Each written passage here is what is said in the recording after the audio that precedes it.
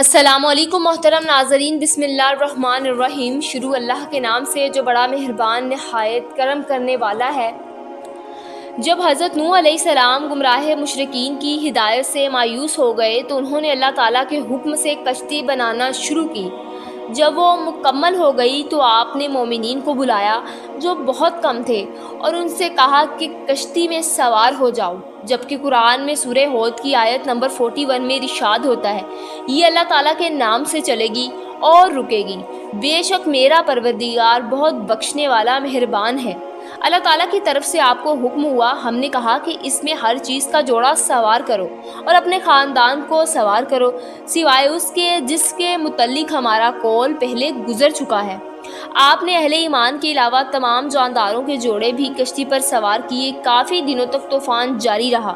جب طوفان تھما اور کشتی لنگر انداز ہوئی تو نوح علیہ السلام اور دوسرے صاحبان ایمان کشتی سے اترے اور کاروبار زندگی میں لگ گئے۔ حضرت نوح علیہ السلام نے گھڑے بنانا شروع کیے۔ آپ مٹی سے گھڑے بناتے اور انہیں لوگوں کے ہاتھوں فروخت کرتے تھے اور اس سے جو قیمت وصول ہوتی اس سے اپنے زندگی کی ضروریات پورا کیا کرتے تھے۔ ایک دن ایک فرشتہ انسانی صورت میں ان کے پاس آیا اور ان سے بہت سے گھڑے خریدے اور ان کی قیمت ادا کی۔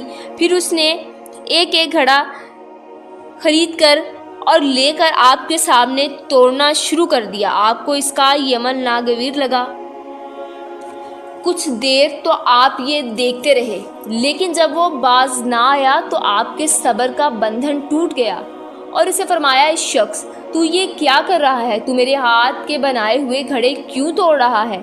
گاہک نے کہا، آپ کا اس سے کیا واسطہ ہے؟ یہ گھڑے میں آپ سے خرید چکا ہوں اور اس کی قیمت ادا کر چکا ہوں۔ اب یہ میری ملکیت ہے، میں انہیں توڑوں تو آپ کو کیا اعتراض ہے؟ حضرت نوح علیہ السلام نے کہا، یہ درست ہے، تو نے یہ گھڑے خریدے ہیں، لیکن یہ بھی حقیقت ہے کہ میں نے ان کے بنانے میں بڑی مشقت کی ہے۔ اگرچہ انہیں بیچ چکا ہوں، پھر بھی میں اپنے ہاتھ کی بنی ہوئی چیز کو یوں طلب ہوتا ہوا نہیں دیکھ سکتا۔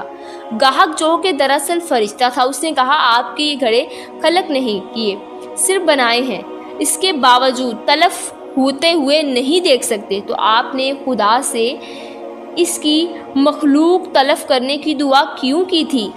حضرت نوح علیہ السلام نے یہ بات سن لی تو آپ علیہ السلام رونے لگے۔ آپ علیہ السلام کے شب و روز نوح و طاری بسر ہونے لگے۔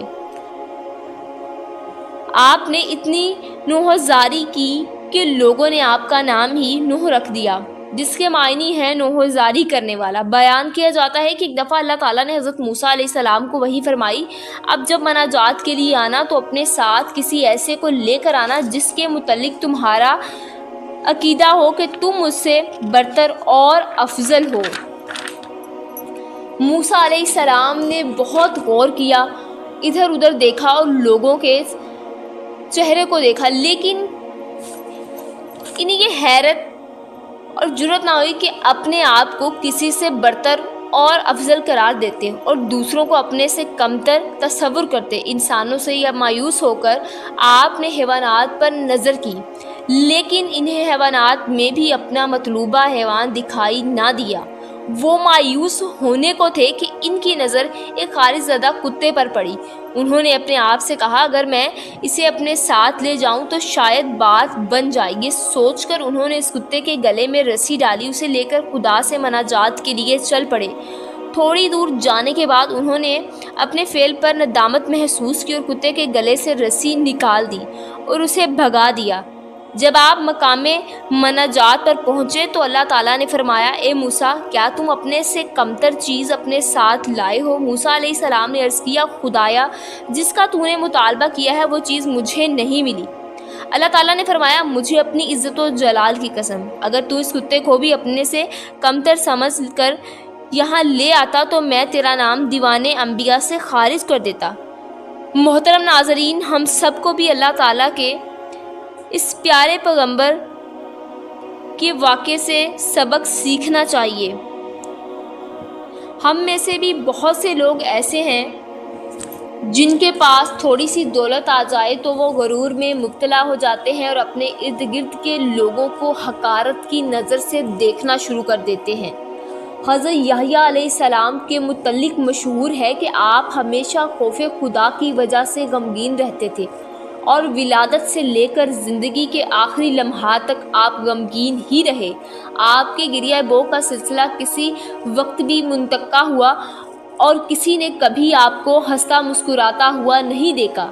ایک مرتبہ حضرت زکریا علیہ السلام نے بارگاہ احدیت میں عرض کیا، خدایا میں نے تجھ سے اس لیے بیٹا طلب کیا تھا کہ میری آنکھوں کی ٹھنڈک بنے اور میرے لیے خوشی اور مسرت کا ذریعہ ثابت ہو، لیکن تو نے مجھے جو بیٹا عطا کیا ہے وہ تو ہمیشہ غمگین رہتا ہے اور ہر وقت روتا رہتا ہے۔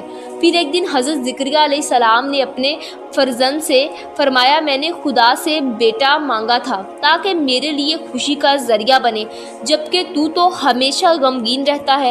حضرت یحییٰ علیہ السلام نے عرض کیا، ابا جان میں نے آپ کی زبانی یہ بات سنی تھی کہ جنت و دوزخ کے درمیان ایک گھٹی ہے جسے صرف وہی دور کرے گا جو خوف خدا سے رویا ہوگا۔ بہرحال حضرت یحییٰ علیہ السلام پوری زندگی خوف خدا میں روتے رہے۔